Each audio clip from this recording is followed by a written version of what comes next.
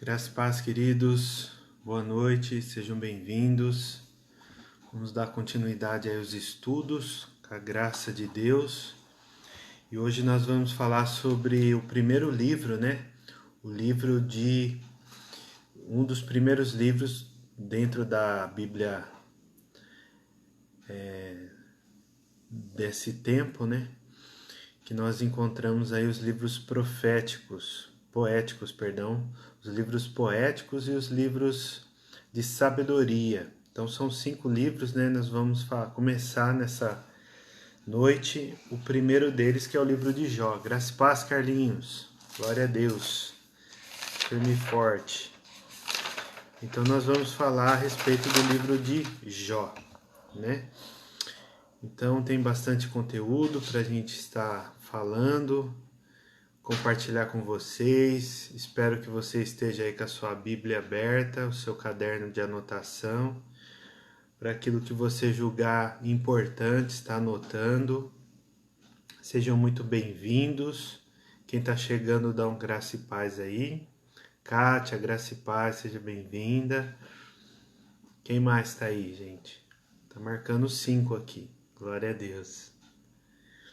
Então é um livro assim sensacional, a ideia, A Dami, graças e paz, Dami, seja bem-vinda. É um livro sensacional e eu espero que vocês possam absorver esse conteúdo. Tem muita informação importante, muito conceito aí que a gente pode desmistificar e também entender um pouco melhor desse livro, Onde a gente possa adentrar essas escrituras aqui com esse conhecimento, daquilo que realmente a Bíblia é. Amém? Vamos orar então, porque a transmissão aqui é bem rápida, Glória a Deus. Pai, em nome de Jesus, nós queremos te agradecer, Deus, pela tua graça e misericórdia.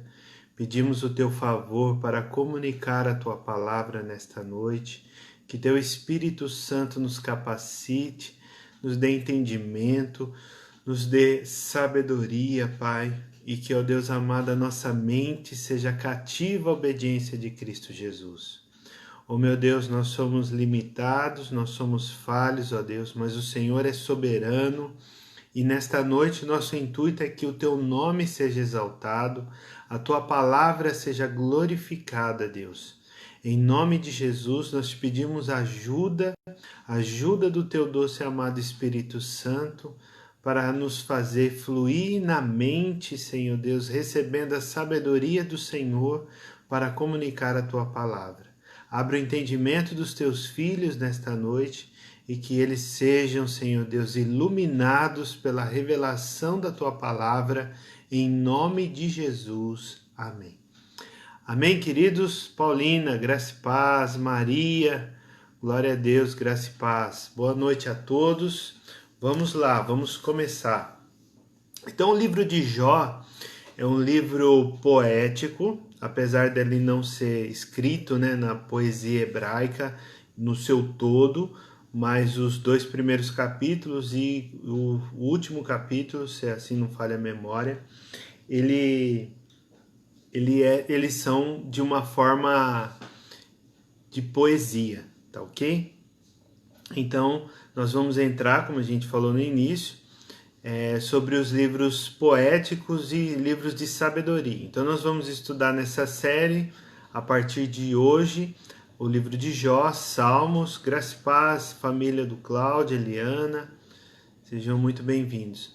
Então, nós vamos falar a respeito do livro de Jó, o livro de Salmos, Provérbios, Cantares de Salomão, Eclesiastes. Então, esses 5 livros que nós vamos falar inicialmente, tá ok? Então, esse livro é um livro espetacular, O livro de Jó tem uma história muito impactante, todo ocorrido na vida de Jó. Então, com isso, as pessoas ficam muito presas aos 2 primeiros capítulos da Bíblia.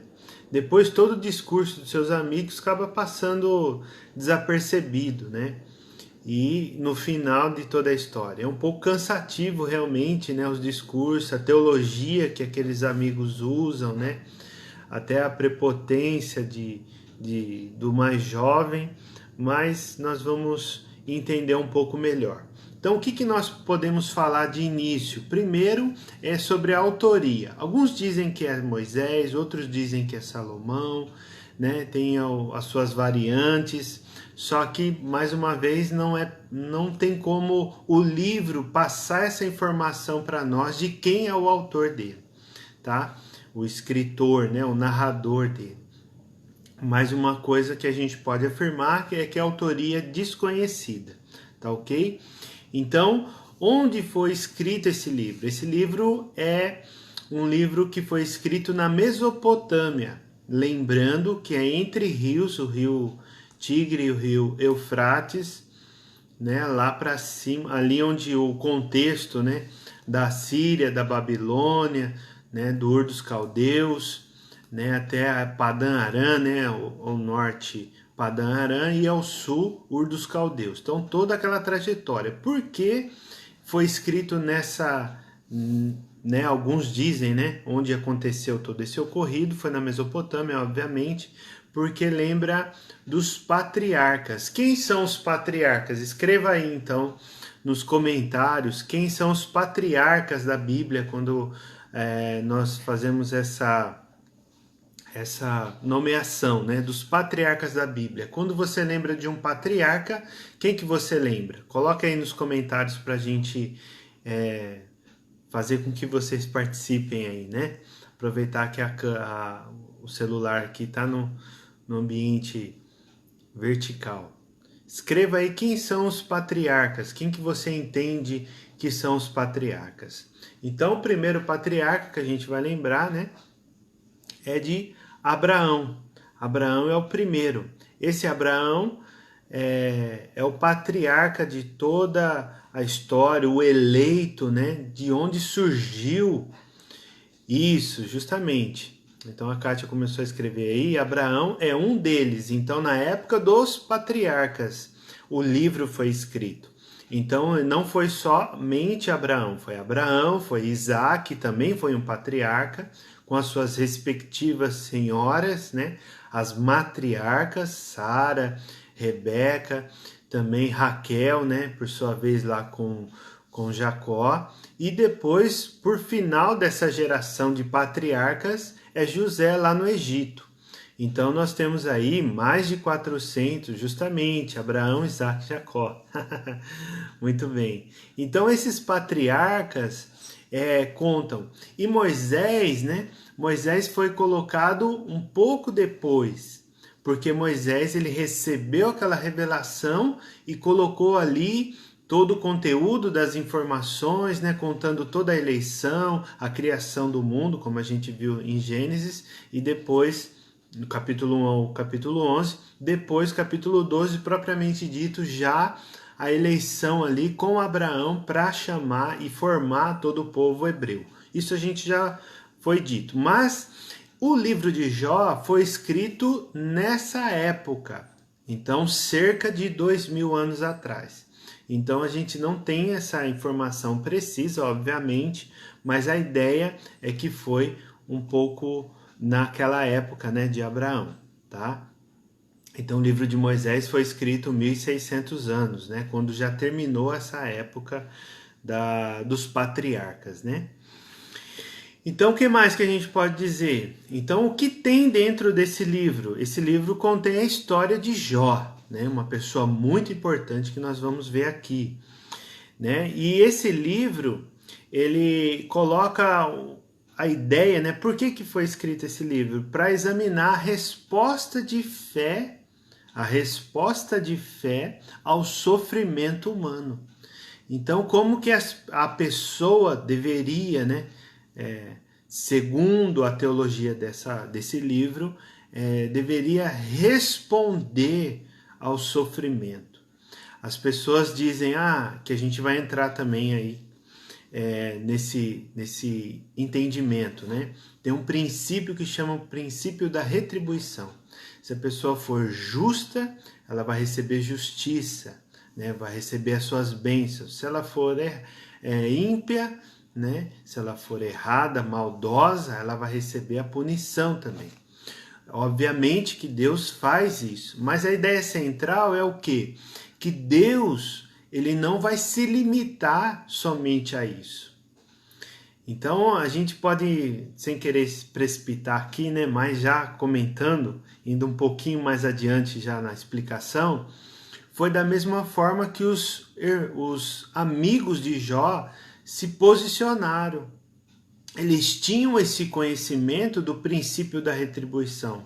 E obviamente tudo que ocorreu na vida de Jó foi por quê? Porque ele teve algum pecado oculto que precisava ser confessado, né? Só porém que não. Deus não ia se limitar a fazer isso, né? Permitir isso, todo esse sofrimento, e também Deus ele não vai ser obrigado a responder, né, aos questionamentos humanos. Então, a ideia central do livro é esse, que Deus ele é soberano e somente nele encontramos a sabedoria. A ideia central é essa, eu quero que vocês entendam isso. A ideia central é que Deus ele é soberano e ele é o retentor de toda sabedoria. Então, com isso, ele não é obrigado a explicar suas ações ao ser humano, que muitas vezes Jó questiona ele. Jó errou por outro ponto, né? O ponto que Jó errou é querendo que Deus trazesse a sua justiça e o Senhor fosse o vingador, né? Trouxesse alguma recompensa, né, dentro disso. E por outro lado, os seus amigos queriam que Jó fosse punido, entre aspas, né? Na intenção deles, ele já estava sendo punido, mas por conta disso, por causa de um castigo. E muitas vezes as pessoas olham para uma circunstância de um cristão, de um crente em Jesus, e se a vida dele estiver boa, essa pessoa, obviamente, ela está sendo de uma forma prudente, obedecendo aos mandamentos de Deus, né? E isso, com certeza, nós, de uma forma unânime, devemos fazer. Porém, se ela for uma pessoa que aparentemente vive uma vida honesta, justa, assim como Jó, né? O próximo de Jó, né? Como uma pessoa que tem uma vida reta e íntegra, temendo ao Senhor e também se livrando do mal. Se alguma coisa, porventura, acontecer de trágico na vida dela, as pessoas, obviamente, vão dizer o quê? É um pecado que está ali e está querendo destruir, né? Esse pecado ali não confessado está trazendo toda essa bola de neve, essas circunstâncias pesarosas na vida dessa pessoa. Porém, não é assim que funciona na sabedoria de Deus. Deus pode permitir algumas coisas que aconteçam, mas ele também não vai permitir e, consequentemente, explicar essa permissão para a vida do seu servo.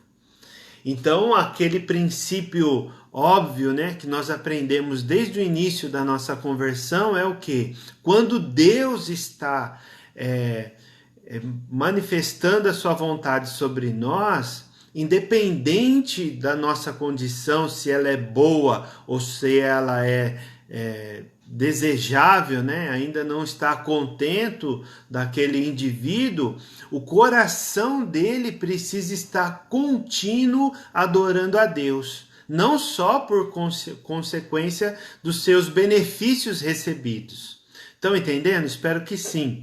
Então esse entendimento que a gente precisa estar sempre lembrando quando formos ler o livro de Jó.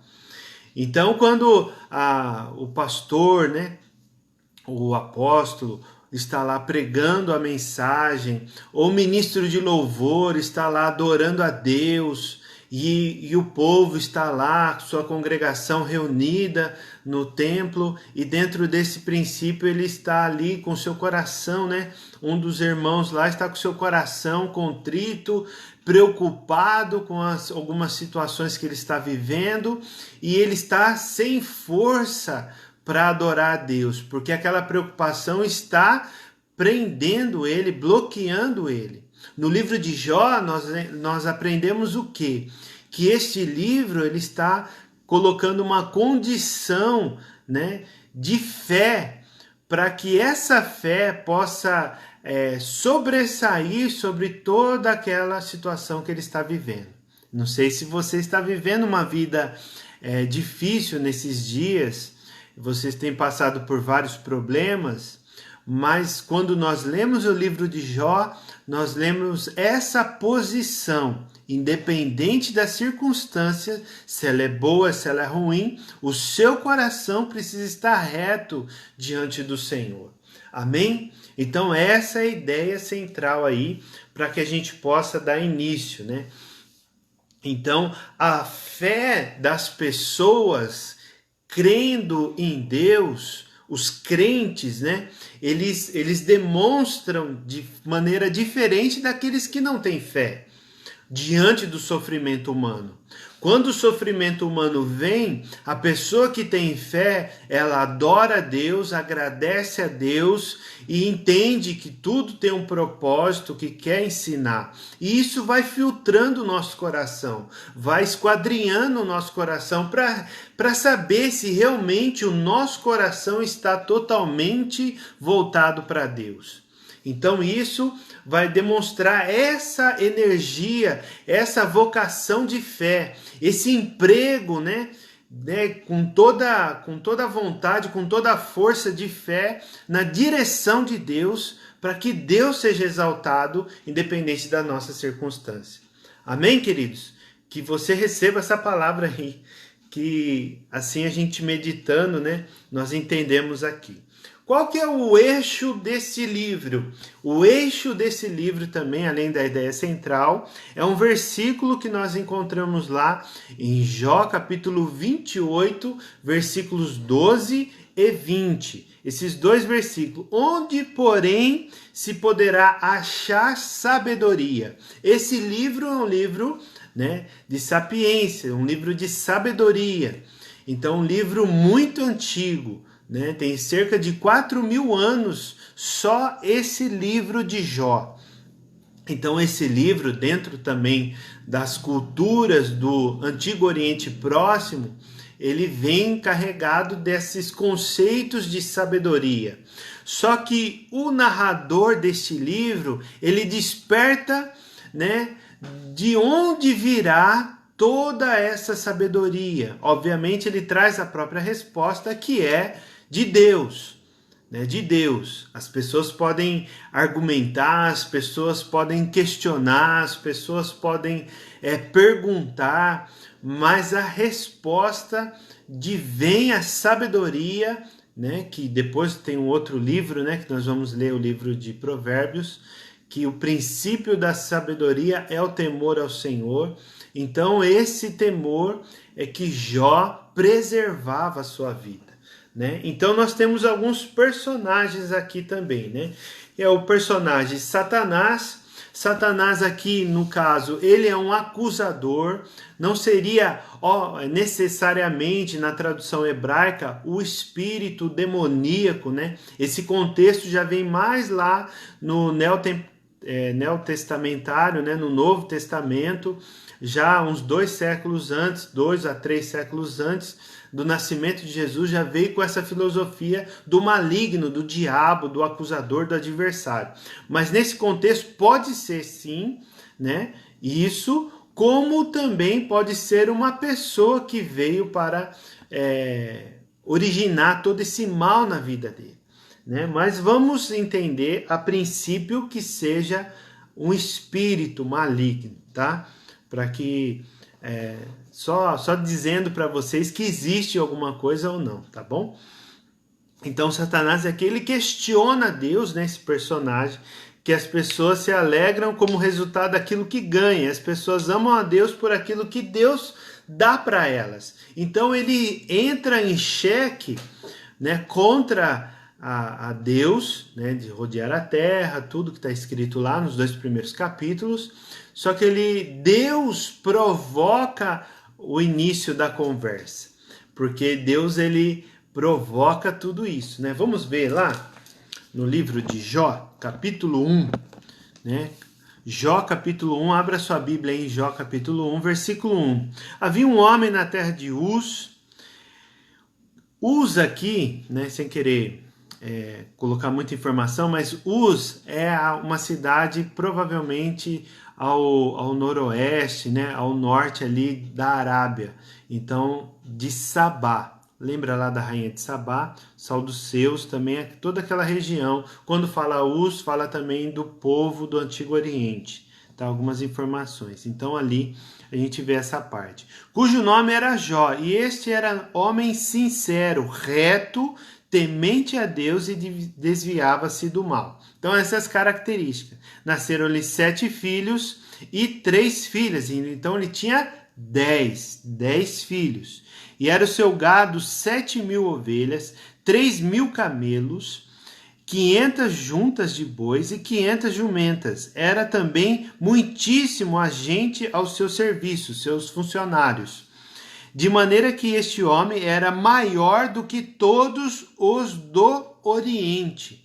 Então você imagina o tamanho, né? O tamanho das pessoas, da posse daquela época. Então Jó era uma pessoa, Aristóteles, né, que é um filósofo do século IV a.C., ele dizia que o Oriente Médio era o limite máximo para uma pessoa ter, era 3.000 camelos. Então você imagina que ele tinha aqui 3.000 camelos. Então o camelo tem um valor muito grande. Então você imagina... Vamos ver aqui uma pergunta aqui. Fiquei pensando bastante quando li que Satanás entrou no céu junto com os anjos que iam servir ao Senhor. É um pensamento aqui, né?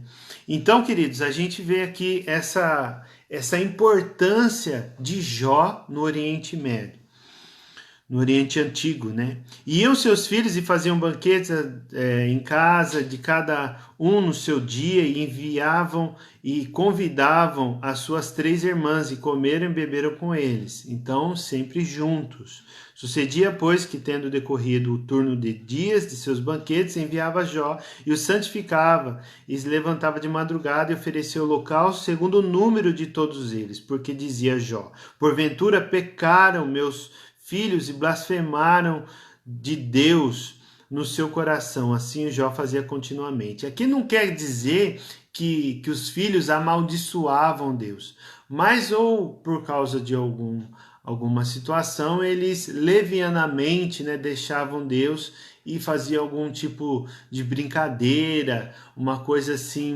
meia superficial, né? Não tinha aquele temor no coração. Então por isso que Jó fazia esse contínuo, né, sacrifício. E lembre que nessa época não existia a lei de Moisés. Quando esse narrador está contando essa história, ele não está falando, né, do princípio que só o sacerdote poderia oferecer o sacrifício, né? Então a gente vê aqui essa característica, que Jó era o sacerdote já e mostrava isso. O que me fez refletir é que ele era intercessor de seus filhos em tempo integral. É, bem isso mesmo. Em tempo integral ele estava ali intercedendo pelos seus filhos, para que eles não pecassem contra Deus. Então o Senhor disse a Satanás: de onde vens? No versículo 6, perdão, passei uma aqui. Vilma, graça e paz, seja bem-vinda. E vindo um dia em que os filhos de Deus vieram apresentar-se perante o Senhor, veio também Satanás entre eles. Então Satanás estava entre eles. Os filhos de Deus eram aquelas pessoas, alguns chamam de anjos, né? E outros, acho que era isso que a Eliana estava falando, né? E veio Satanás entre eles. Então o Senhor disse a Satanás. Então ele provocou toda essa situação na vida de Jó através dessa conversa. Então Deus deu a iniciativa desse diálogo, né? Apesar da presença, né, de Satanás. De onde vens? E Satanás respondeu ao Senhor e disse, de rodear a terra e passear por ela. E disse o Senhor a Satanás, observaste tu a meu servo Jó? Então aqui, olha que curiosidade, nesse ponto, ele apresenta a vida de Jó. Então Jó coloca como um destaque nessa conversa e toda a história se desenrola por conta desse destaque. Marcinha, graça e paz, seja bem-vinda. Então, nesse versículo, Deus coloca a vida de Jó, né? Porque ninguém há na terra semelhante a ele, homem sincero, homem reto, temente a Deus e desviando-se do mal. Então, quem trouxe esse relatório de Jó? Foi os seus filhos? Foi os seus servos? Foi Satanás? Não, foi o próprio Deus que colocou essa honraria na direção de Jó, porque ele era um homem íntegro. O que significa integridade? Aquilo que a pessoa faz no seu quarto, ninguém está vendo. Isso é integridade. O que é retidão? Retidão é quando as pessoas estão olhando, observando, e ele não desviava sua conduta, ele seguia reto, né, obedecendo a Deus e não desviava-se também do mal, com esse temor no coração. Graças, paz, Rogerinho, Clenira, sejam bem-vindos. Então aqui a gente vê essa característica. Então respondeu Satanás ao Senhor e disse, porventura teme Jó a Deus debalde?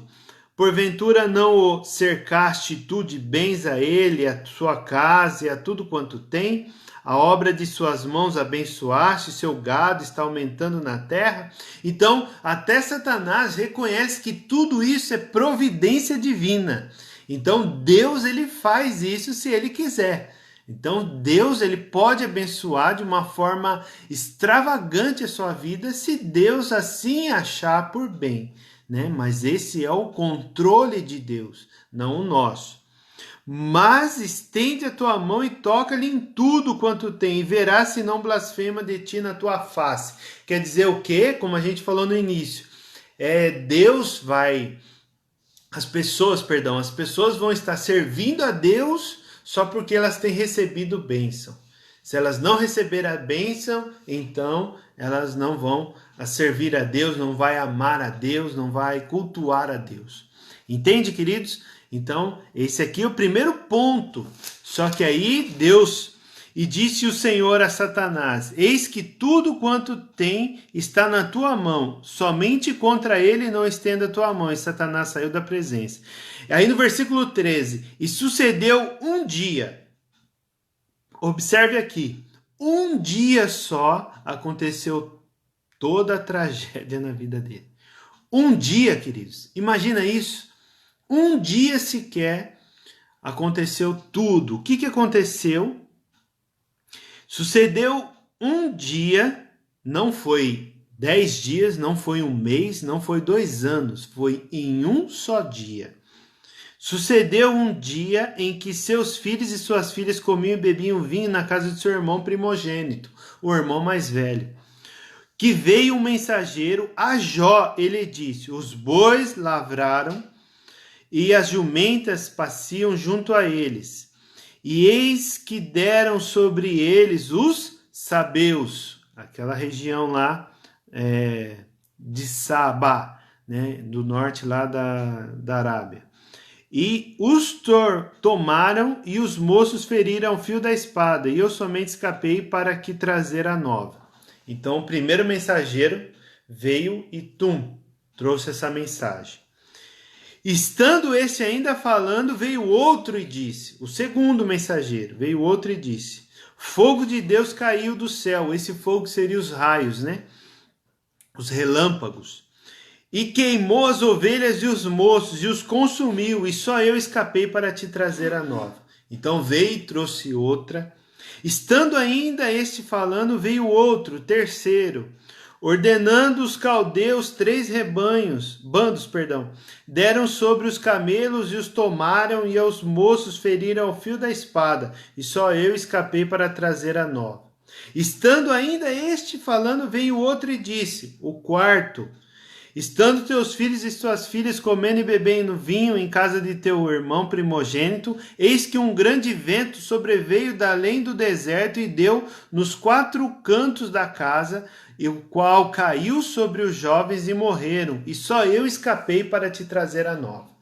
4 mensageiros trazendo má notícia. Tudo, ele perdeu tudo. Você imagina não ter casa, não ter rebanho, que é o recurso dele, o trabalho dele, não ter mais empregado, a empresa dele quebrou, vamos imaginar assim. Os seus filhos morreram. Imagina um casal sepultando 10 filhos numa vez só. Já pensou nisso? Um velório com todos os filhos da família de uma só casa sepultando no mesmo dia. Então isso é trágico por demais.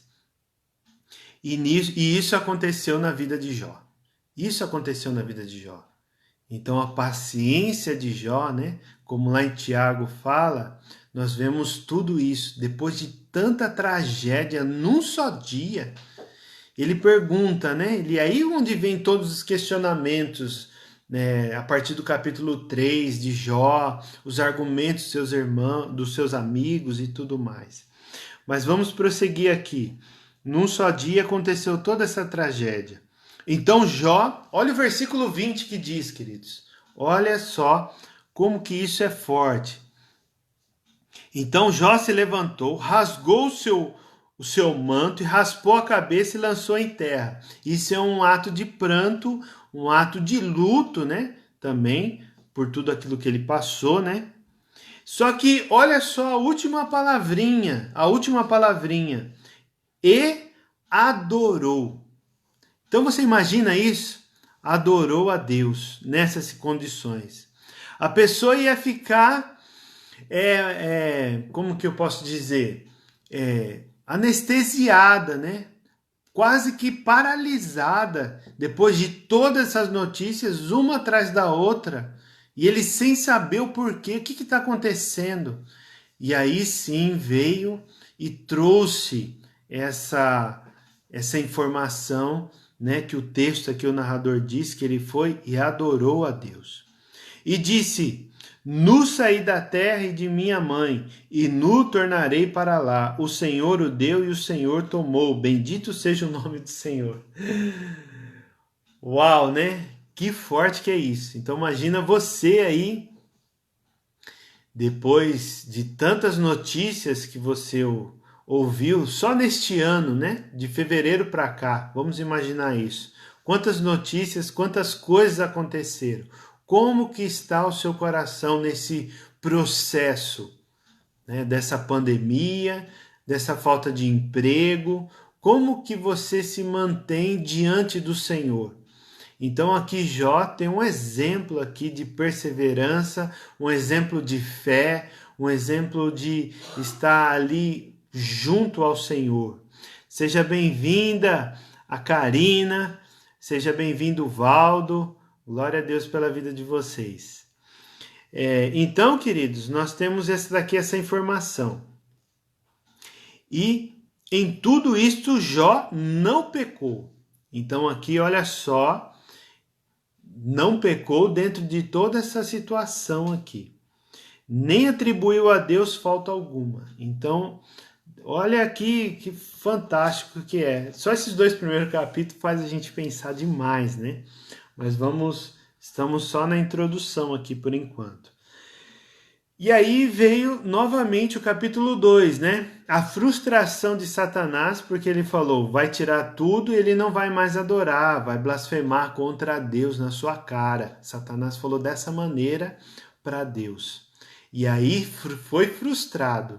E aí no capítulo 2, no versículo 1 de Jó, o que nós vemos? O segundo round. primeiro Satanás perdeu, porque Jó se manteve íntegro, se manteve fiel a Deus e cheio de fé e esperança, né? Diante de tudo isso, esperança.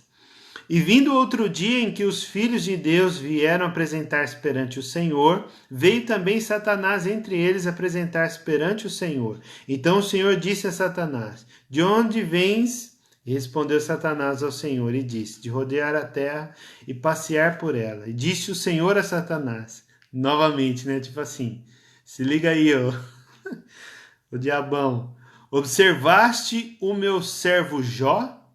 Porque ninguém há na terra semelhante a ele. Olha a exclusividade, né? Homem sincero, reto, temente a Deus, desviando-se do mal e que ainda retém a sua sinceridade, havendo-me tu incitado contra ele para o consumir sem causa. Então aqui quer dizer o quê? Que Satanás foi derrotado por Deus. A sabedoria de Deus foi além da sabedoria humana e a sabedoria diabólica, né? Vamos usar esse termo aqui. Então Satanás respondeu ao Senhor e disse: pele por pele, tudo quanto o homem tem dará pela sua vida. Estende, porém, a tua mão e toca-lhe nos ossos e na carne, e verás se não blasfema de ti na sua face.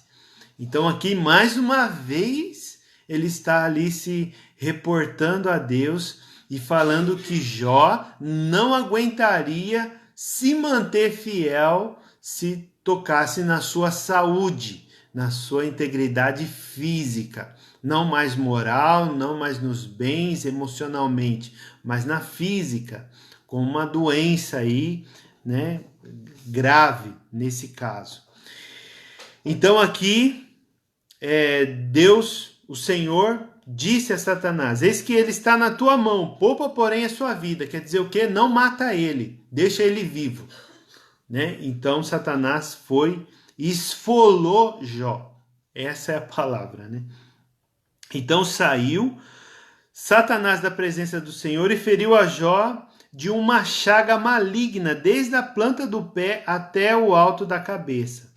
Então, essa ferida, né? Feriu de ferida, alguns dizem também, dentro da história do Oriente Médio, seria uma febre, né? Uma febre.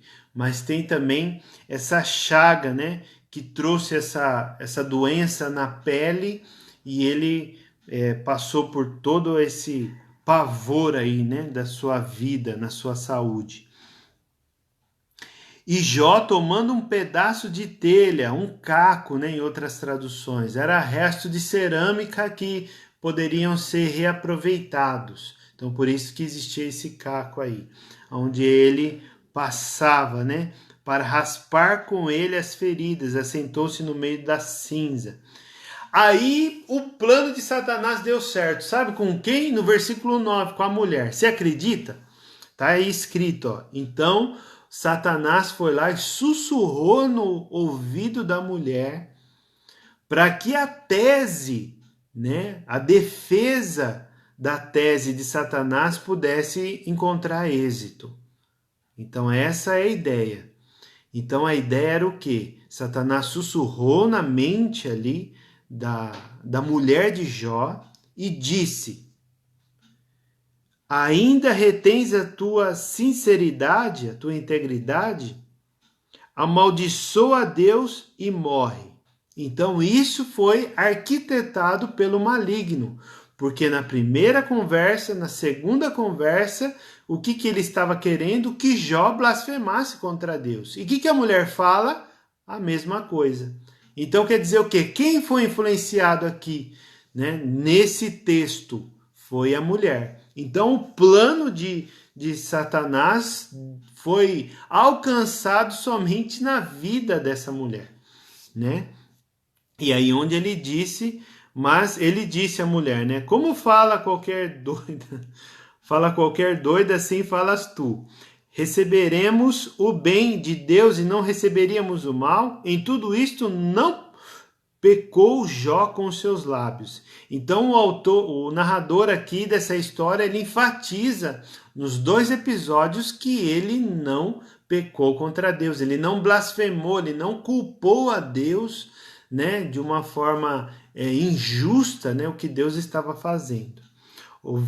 E aí nós, caminhando aqui, né, ouvindo, pois, 3 amigos de Jó, todo este mal tinha vindo sobre ele, vieram cada um do seu lugar. Elifaz, o temanita, e Bildade, o suíta, e Zofar, o namatita, e concentraram-se juntamente, vieram condoer-se dele e consolá-lo. E levantando de longe os olhos e não conhecendo, levantaram a voz e choraram, e rasgaram cada um seu manto sobre a cabeça, e lançaram pó no ar. E assentaram-se juntamente com ele na terra 7 dias e 7 noites, e nenhum lhe dizia palavra.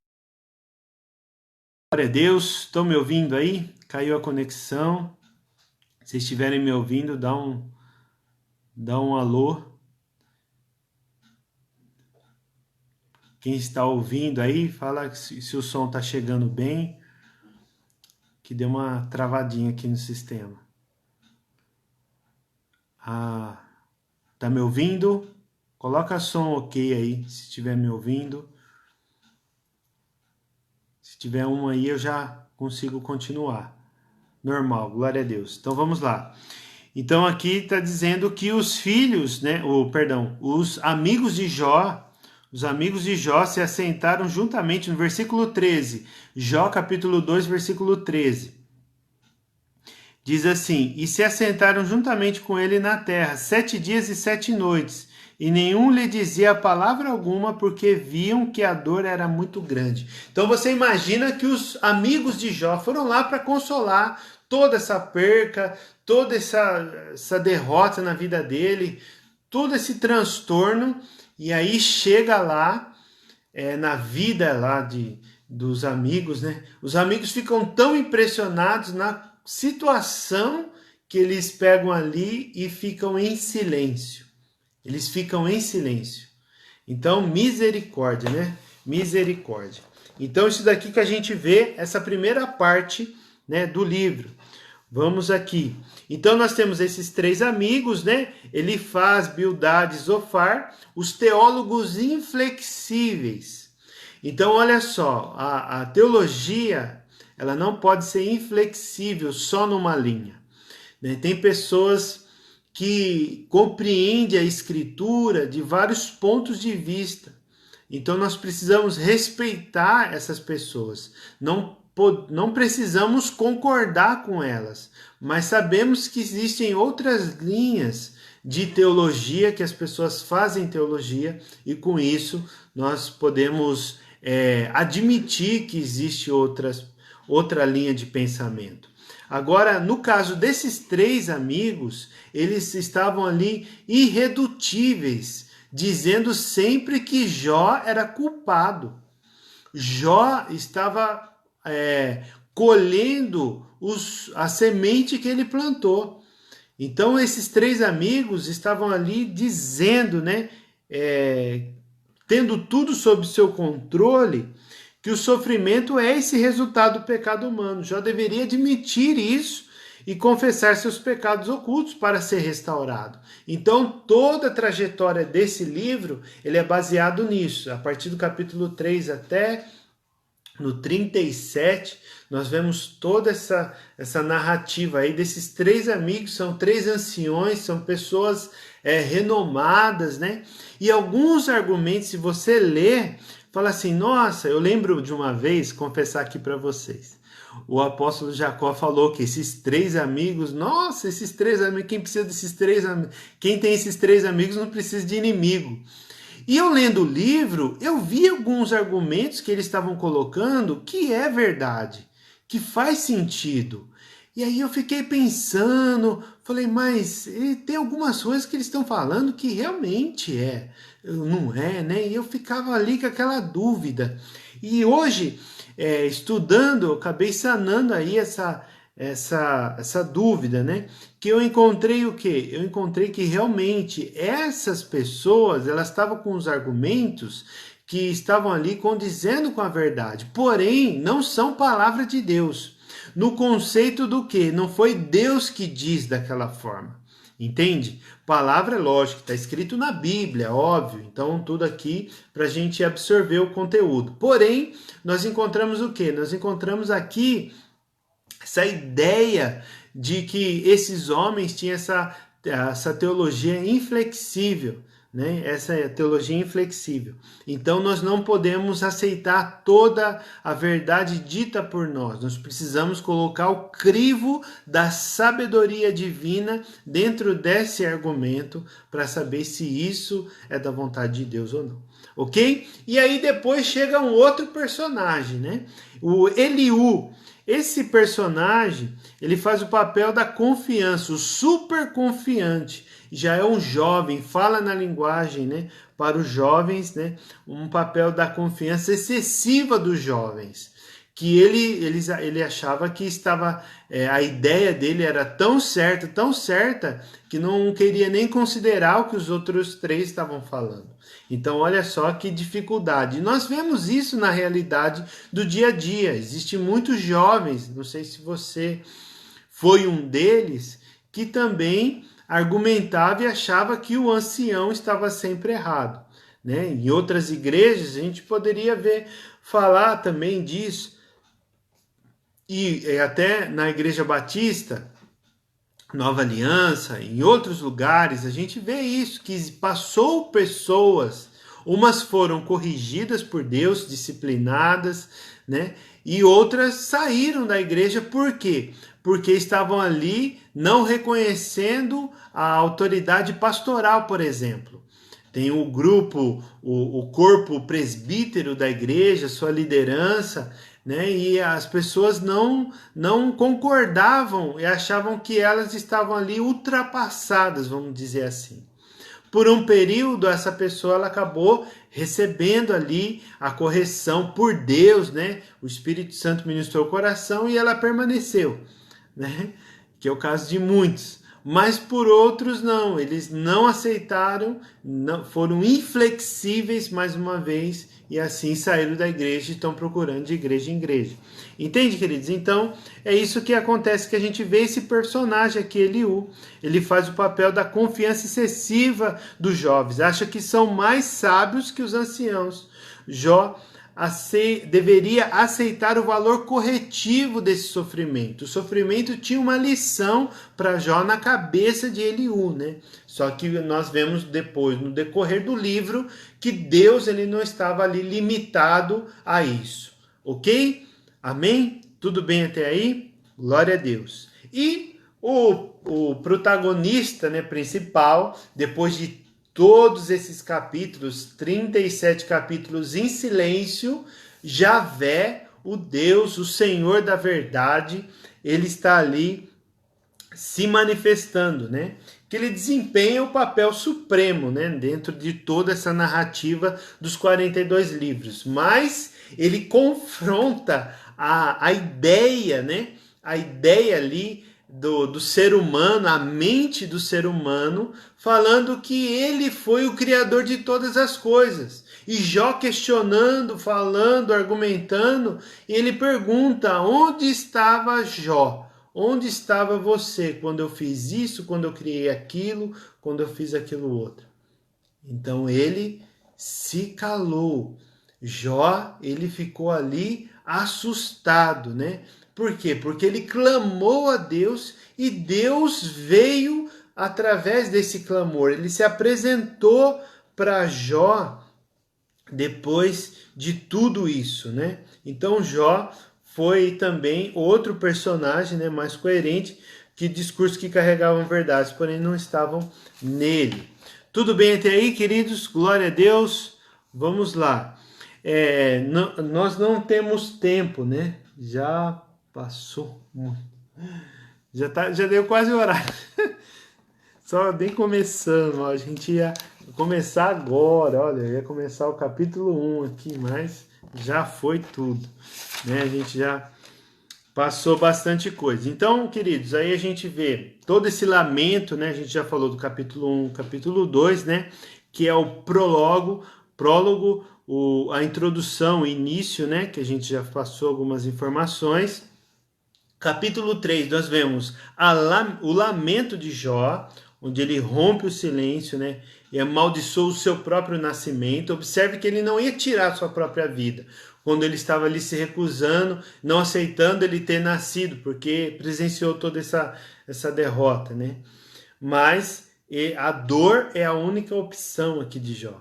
No capítulo 4, aí começa os primeiros ciclos de discurso, né? Que vai até o 14. O segundo ciclo de discurso é do capítulo 15 até o 21, né? E o terceiro ciclo de discurso é do 22 ao 26.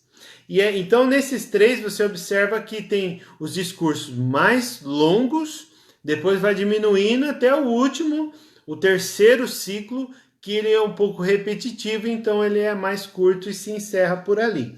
Né? No 27, no capítulo 27, o discurso da conclusão de Jó, né? Que ele fala já desde o início lá, né? Que ele defende a sua integridade. O pecado de Jó, Jó pecou ou não?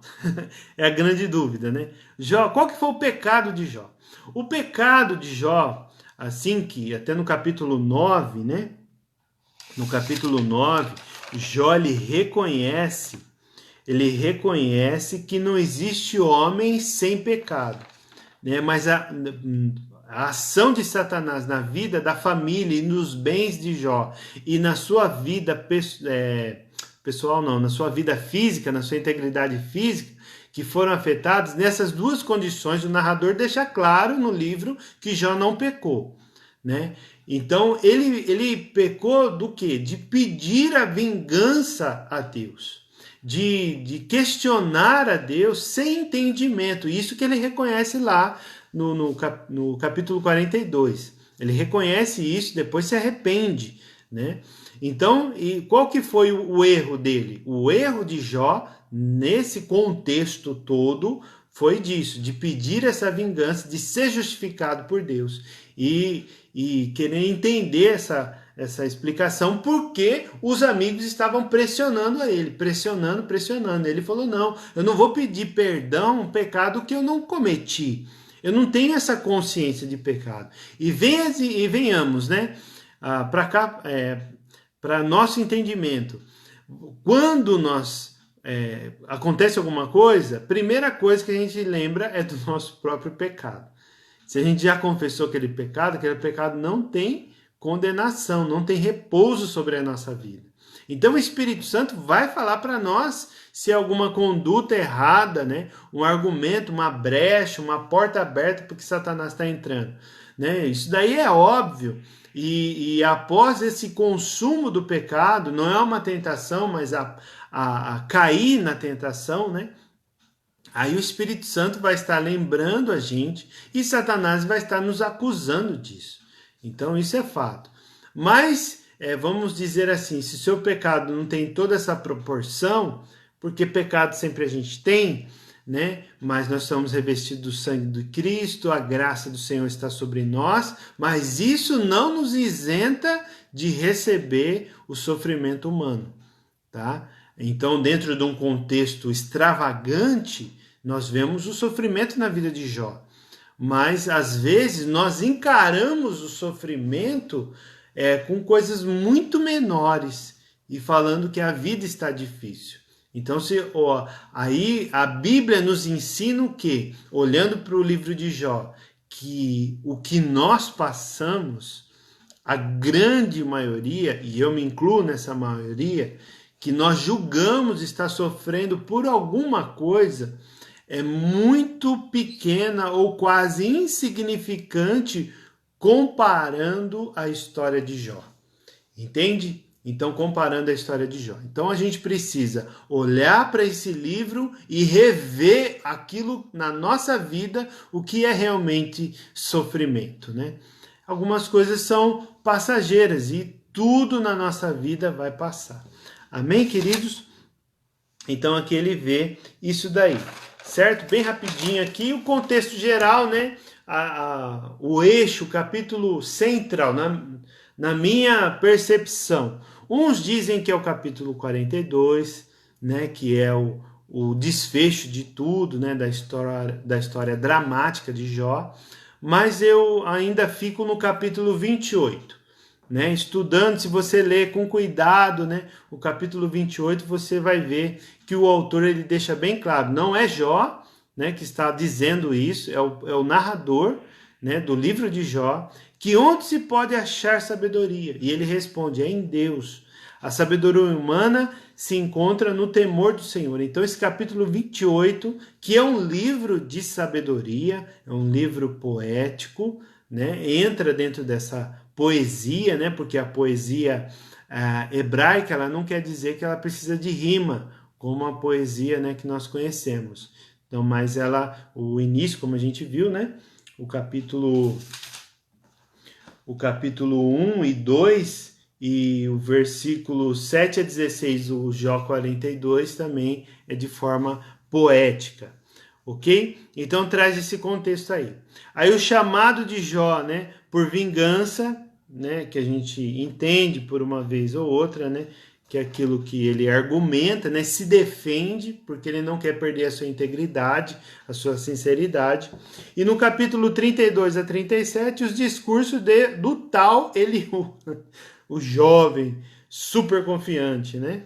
E a natureza, né? Então ele desperta esse entendimento da natureza disciplinadora do sofrimento. Então a ideia de Eliú seria essa, né? Não que seja totalmente errado, mas também a gente não encontra isso como Deus dizendo, ensinando dessa maneira. E finalmente, né, no capítulo 38, Deus fala e Jó responde. Então esse aqui é o clímax do livro, né? Quando depois de tanto diálogo, de tantas vezes, semanas e acontecimentos, Deus vai lá e responde, atendendo, rompendo o silêncio e cumprimenta os anseios profundos de Jó. Então, aqueles anseios profundos de Jó foram reconhecidos por Deus e Deus vai lá e responde, né? Fala com Jó. E aí Jó reconhece que ele não foi ali vingado, né? Como vingar a Jó ou reprovar a Jó como os amigos esperavam, né? Deus fez. Deus ele confronta a sabedoria humana. Então, tipo assim, vocês querem me ensinar a governar o mundo, as galáxias? Mais ou menos assim, Deus respondeu, não com essas palavras, né? Mas para que você possa entender. Então ele começa a questionar, perguntando de coisas fundamentais, eternas, né? E da criação que Jó não poderia responder. Então ali onde ele fala, eu te conhecia só de ouvir dizer, agora eu te vejo, né? Então a visão que ele teve de Deus foi essa, onde ele contempla, né, toda a resposta ali que Deus estava trazendo para ele. A resposta que na verdade eram várias perguntas, né? Deus estava fazendo, confrontando a reação. E qual foi a reação de Jó? A reação de Jó foi que ele falou sem entendimento. Então aqui ele está confessando o seu pecado, vamos dizer assim, e arrependido. E finalmente o capítulo 42, para a gente encerrar o livro, é o epílogo, né? Que é a conclusão. Do versículo 7 ao 17, Deus pronuncia o seu veredito em favor de Jó, né? E contra os seus amigos, que se tornam inimigos no capítulo 27. Se você observar, né? Alguns teólogos dizem que no capítulo 27, esses amigos se tornaram inimigos, né, de Jó, e por isso que Deus pede para eles orar, interceder por esses amigos, né? Porque senão acho que eles iam ser fulminados nessa hora. Deus finalmente vinga Jó, né, e manteve a sua companhia nele, com a sua... porque Jó, que isso quer dizer? Que Jó, ele se manteve íntegro, fiel, adorando a Deus, com todo esse procedimento. Então, com isso, ele trouxe esse entendimento na vida da igreja hoje, escrito aqui no livro, que ele foi recompensado, né? Ele foi vingado e ele foi, os seus filhos dobraram, né? Teve os seus filhos em dobro, mais 10. Então aqueles que morreram não se perderam, né? Eles estão, assim a gente crê que estão na eternidade. Então Jó não tinha só mais 10, ele tinha 20. Né, que aqueles que foram sepultados, 10 filhos que foram sepultados, também continuavam sendo filhos de Jó. Ok? Dentro disso do hebraico, né, dos hebreus, a genealogia é muito importante, como a gente já falou. Né? Então ele foi restituído toda a sua porção em dobro. Em dobro. Amém, queridos? Eu espero que vocês tenham entendido. Espero que vocês tenham absorvido aí. Tem muitos detalhes, né? Mas o tempo não... A gente não consegue falar tudo que gostaria. Tem muitas coisas ali. Então, esse princípio da retribuição, não que a gente não vá mais andar obedecendo a Deus, dentro de uma vida relaxada, não é esse o ponto, não é essa a ideia. A ideia é o quê? Que a gente possa entender que nem sempre o sofrimento é por retribuição, né? Porque a sabedoria de Deus, ela é infinita e a nossa é limitada. Com a nossa limitação, a gente entende o quê? O princípio da retribuição. Agora, a sabedoria de Deus, não. A sabedoria de Deus vai muito além. Vai muito além. Mas que Deus te abençoe, Deus te guarde aí, te livre de todo mal e você mergulhe nas histórias bíblicas, que você encha sua mente, né, do conhecimento da palavra de Deus e que você caminhe sobre esta palavra, que os seus pés estejam alicerçados nos princípios bíblicos, na palavra de Deus, para que você possa andar firme, porque a jornada é longa. Né? Nós estamos aqui com certeza de passagem, mas alguns vão viver 60, 70, 80, 100 anos, mas um dia vai terminar. Então a morte faz parte da sabedoria e a gente precisa pensar em todo esse contexto. Mas enquanto estamos caminhando para o reino celestial, como cidadãos do céu, nessa jornada nós precisamos andar em cima da palavra. Que a palavra seja o nosso alicerce, né? Os fundamentos de Cristo sejam o nosso alicerce para que a gente possa continuar a viver uma vida digna para Deus. Amém? Glória a Deus, louvado seja o nome dele. Vamos orar então.